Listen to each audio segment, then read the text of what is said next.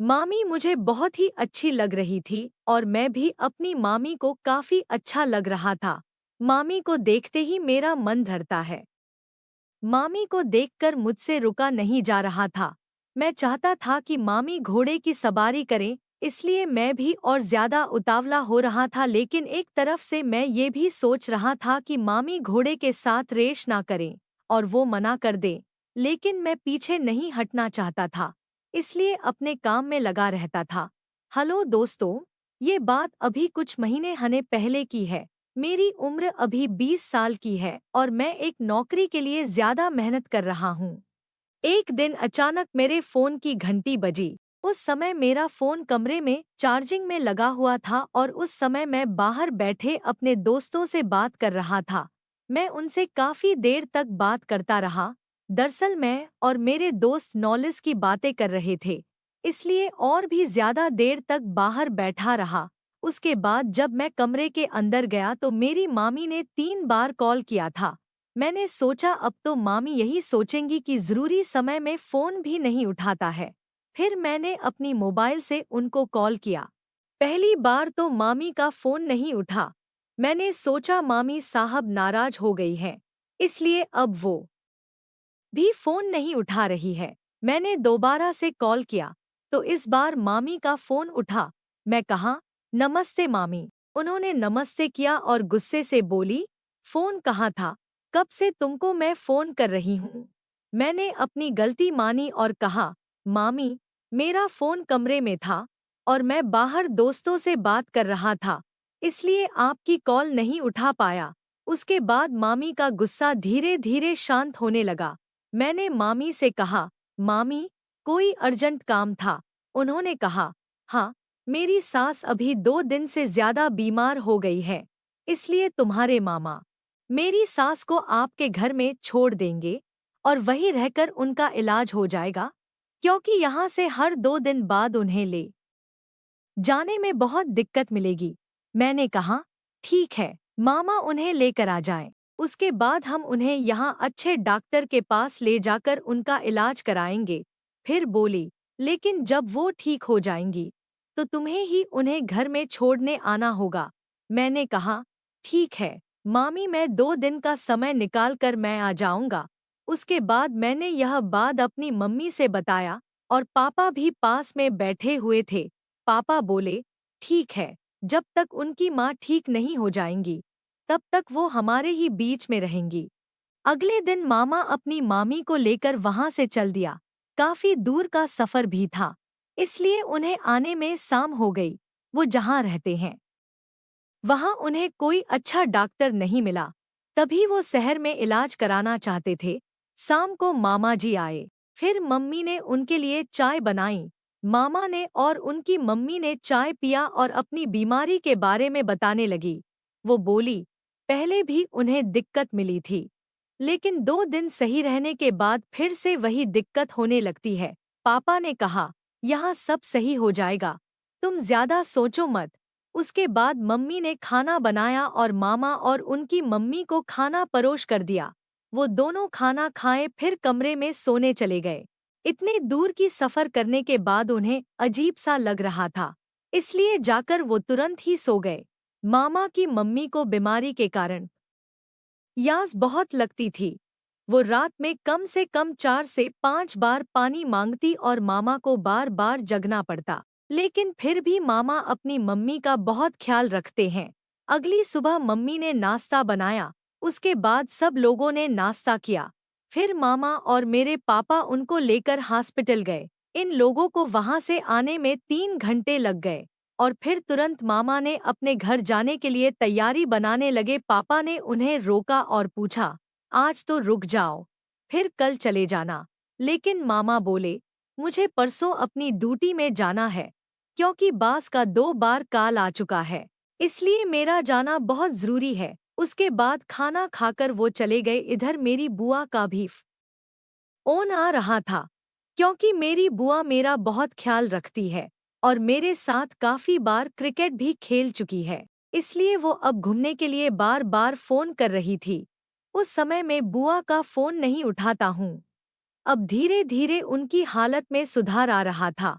और स्वस्थ होने लगी। एक हफ्ते बाद वह पूरी तरह से ठीक हो गई।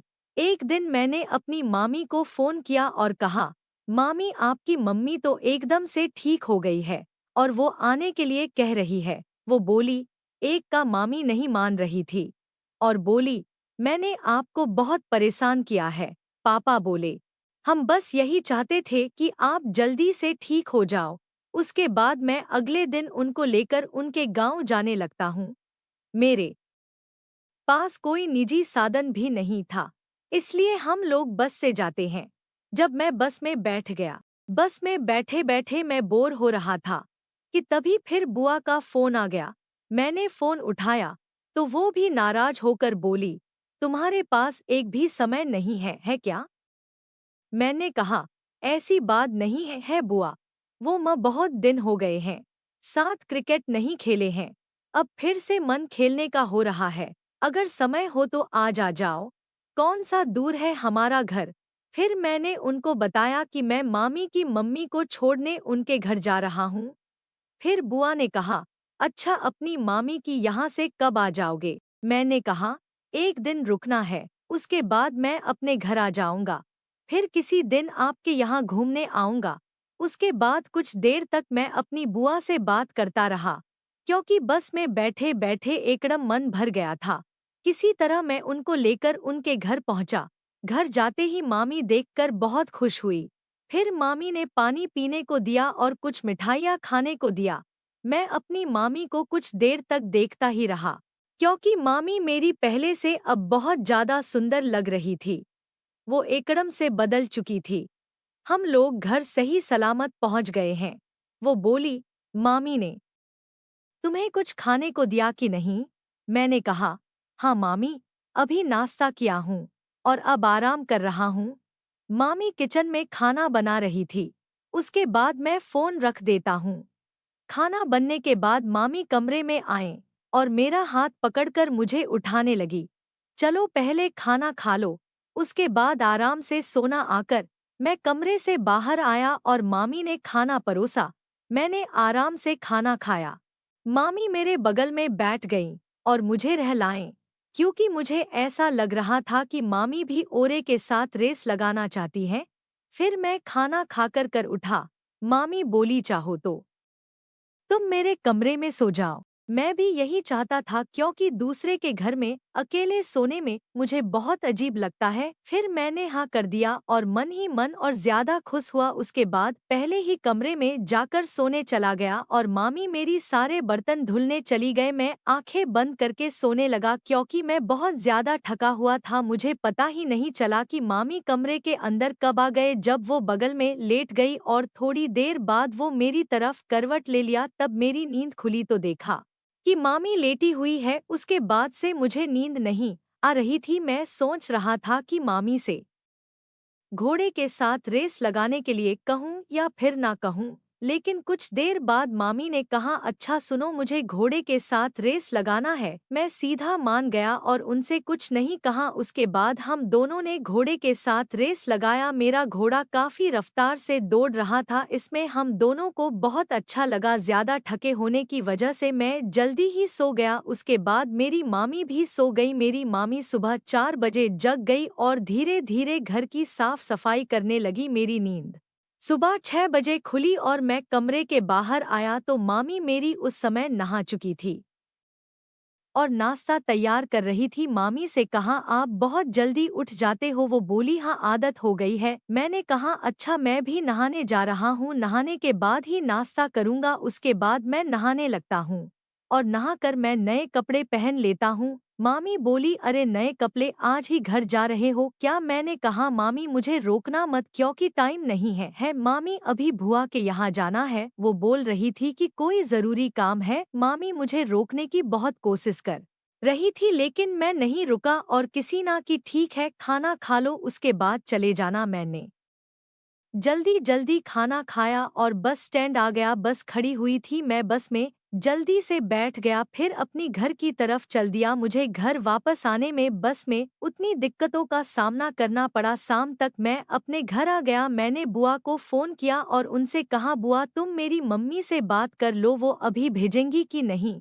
फिर बुआ मम्मी से बात करने लगी। बुआ ने मेरी मम्मी से कहा, भाभी मेरे भतीजे को 2 दिनों के लिए भेज दो। बहुत दिन बुआ का ससुराल ज्यादा दूर नहीं था, इसलिए वहां जाने में कोई भी दिक्कत नहीं हुई थी। मैं आराम से बुआ के यहाँ गया और बुआ को देखकर बहुत खुश हुआ। बुआ भी बहुत खुश थी, उन्हें खुशी का ठिकाना ही नहीं रहा। मेरे घर पहुंचते ही वो मुझसे तरह तरह की बातें करने लगती हैं। उसके बाद मैंने बुआ का हालचाल पूछा तो बुआ ने कहा, अभी तो सब कुछ ठीक ही है। बुआ ने मुझसे तुरंत ही कहा, मेरा क्रिकेट खेलने का बहुत ज्यादा मन कर रहा है, तुम जल्दी से खाना खाओ, उसके बाद सीधे क्रिकेट मैच ही खेलो, क्योंकि घर में उनके अलावा उनकी सासू माँ ही रहते हैं, फूफा जी बाहर रहते हैं।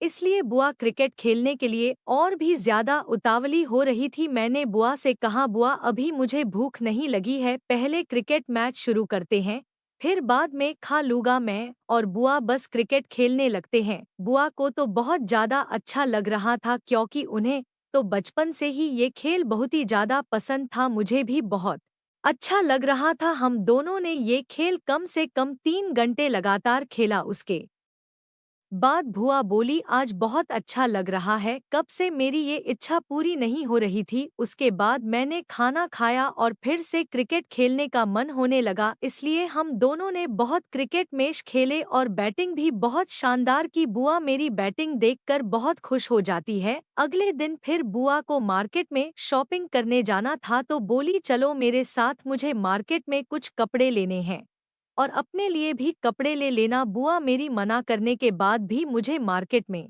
ले जाती है और फिर वहां बुआ अपने लिए कपड़े लेती हैं और भी थोड़ा सामान लेती हैं। फिर मुझे भी कपड़े लेने के लिए कहती हैं।